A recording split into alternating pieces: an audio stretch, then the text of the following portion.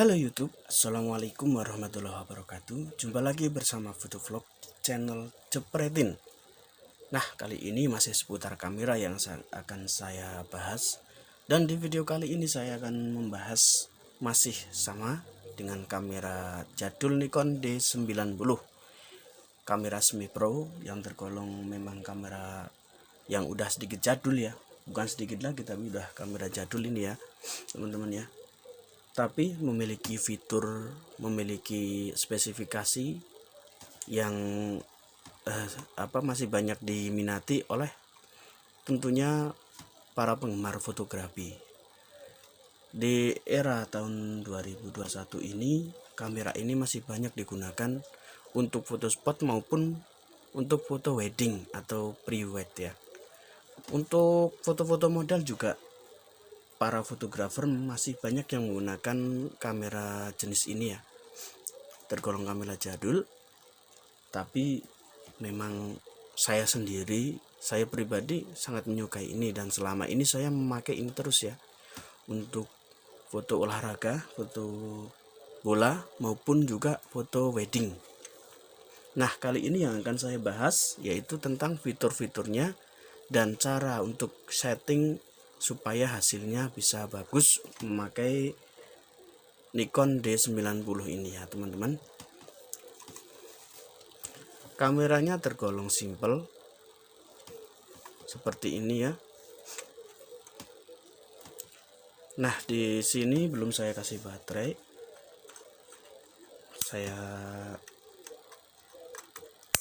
Saya pasang baterainya dulu.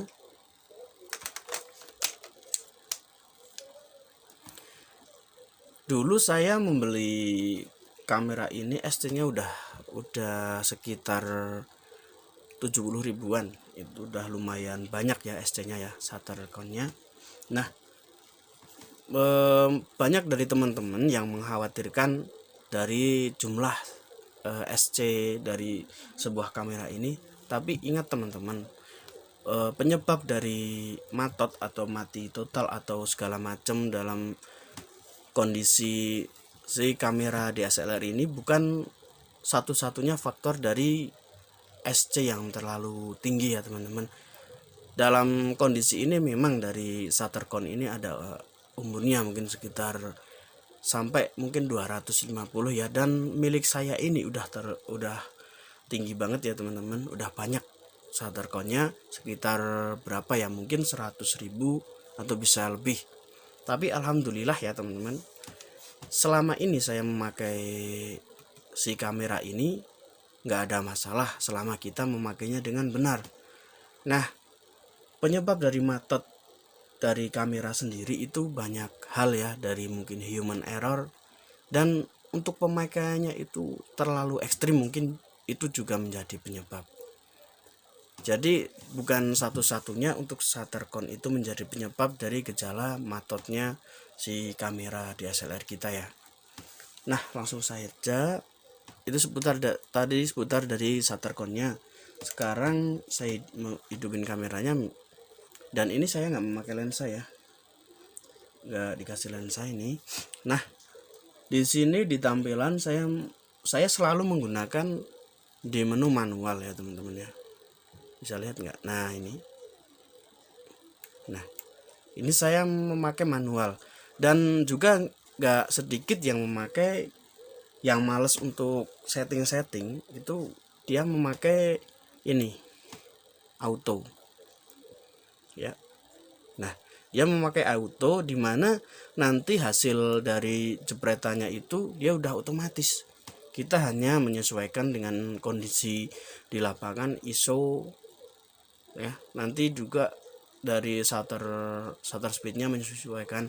Cuma untuk saya sendiri, saya kurang marem ya, kurang puas dengan hasil dari auto sendiri. Saya lebih sering dan lebih suka memakai yang manual, karena dia kita bisa setting di segala macam kondisi cuaca di lapangan, di lokasi kita motret ya, kita bisa menyesuaikan. Tapi kalau mode otomatis itu rata-rata dia juga mentok di situ, untuk settingannya juga mentok di seperti apa kondisi yang si kamera ini tangkap ya. Jadi kita tidak bisa mengolah lagi. Nah, untuk fitur-fiturnya sebenarnya sih hampir sama ya. Coba kita lihat menunya. Nah, selama ini saya belum pernah memperlihatkan, mungkin udah banyak yang mereview memperlihatkan dari isi kamera Nikon D90 ini ya, picture control. Nah, kebetulan ini kemarin saya coba-coba ini untuk picture controlnya juga saya udah modif ya, udah saya tambahin picture style ya. Nah, ini sebenarnya kan mentok di, aduh kok nggak bisa fokus ya. Nah, ini udah saya tambahin, sebentar nggak bisa fokus ya. Nah, pada intinya ini udah saya modif, saya isi dengan picture style ya.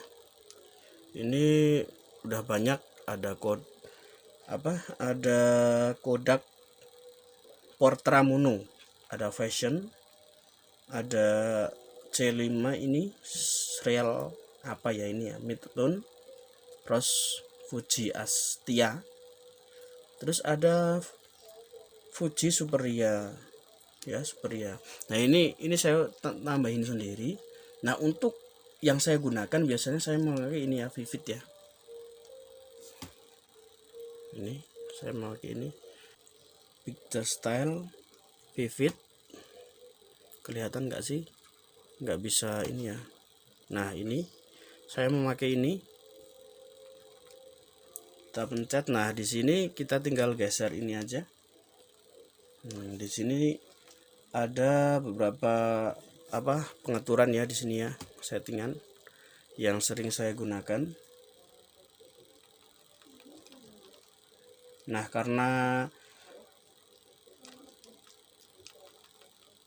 Nah, di sini saya gunakan biasanya untuk aktif daylight itu kalau udah mentok, udah agak ini mendung atau udah agak gelap, ini saya posisikan di normal. Cuma kalau memang cuacanya cerah itu saya di off. Nah, di sini kalau di off, di sini pengaturan bisa kita setting. Nah, di sini ada kontras, ada sharpening, kontras, brightness, saturation, ada hue. Nah, di sini saya kontrasnya saya turunin ke pol kedua ya, 2 baris. Untuk brightnessnya itu di posisi 0. Nah, saturation ini menyesuaikan, saya sering menggunakan di 0. Cuma kalau memang cahayanya itu cuacanya cerah, itu pas di lapangan seperti motret sepak bola, itu saya posisikan di ini biasanya. Nah, saya kurangi 1, kalau enggak malah di sini.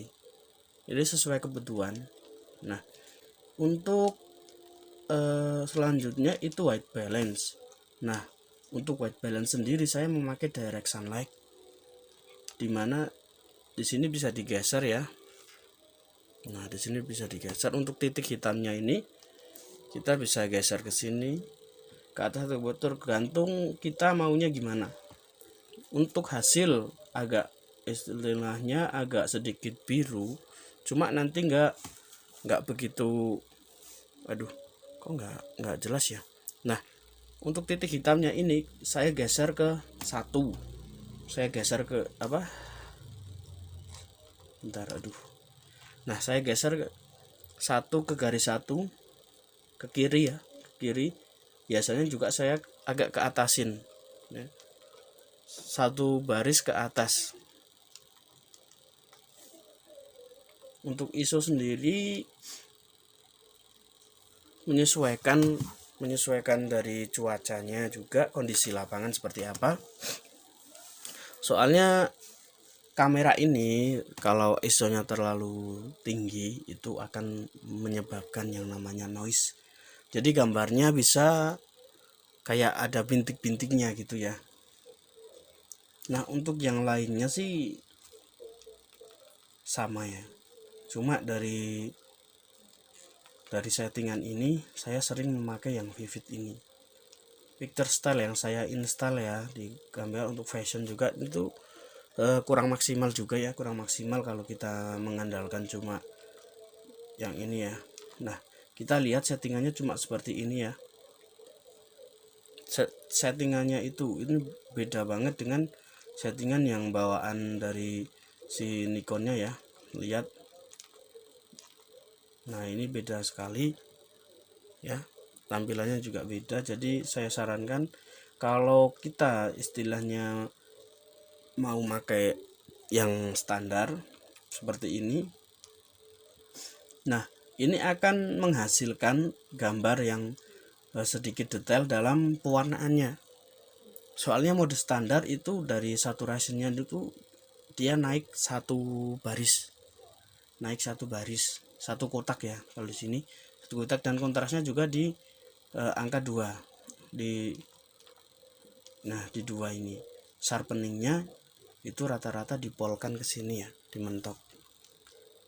Itu akan menghasilkan gambar yang tajam dari pewarnaannya. Tapi ingat teman-teman, kalau kita memotret kalau memotret sepak bola misalnya, itu kita yang nggak hanya detailnya tapi juga dari pewarnaannya juga jangan terlalu mencolok, karena kalau dalam pewarnaannya terlalu mencolok nanti gambarnya kayak kartun teman-teman.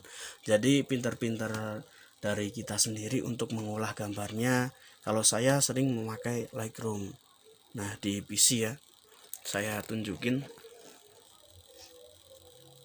saya memakai Lightroom 5. Nah biasanya saya di sini.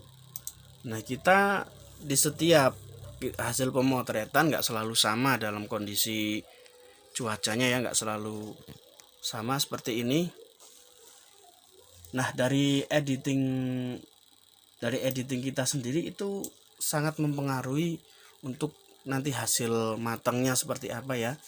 Kalau di sini saya biasanya setiap saya mengimpor untuk hasil jepretan contohnya ini ya, saya kemarin baru motret sepak bola. Saya bentar, yang mana ya, ini ya. Nah misalnya ini ya, ini ada keterangannya di sini. Coba kita lihat. Nah di sini ada keterangannya,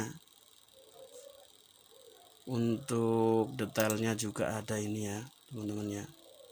Nah ukurannya ini ada vertical resolutionnya, ada bit depth, ada compression, ada resolution unit, juga ada ini detail dari pengambilan gambar tersebut. Nah ini teman-teman ya, Nikon Corporation. Nah kamera model Nikon D90 f-stop. Nah ini saya memakai f28. Waktu saya mengambil gambar yang tadi itu saya memakai di aperture f28, exposure aduh belibet ya, exposure-nya ini 1/750 second. ISO speednya saya memakai 1000. Nah untuk exposure bias ini 0 ya. Terus apalagi ya, udah cukup kayaknya sih.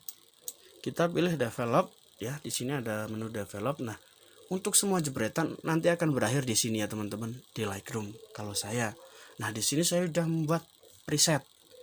Contohnya seperti ini, saya klik preset yang ini ya, nanti akan menyesuaikan gambarnya.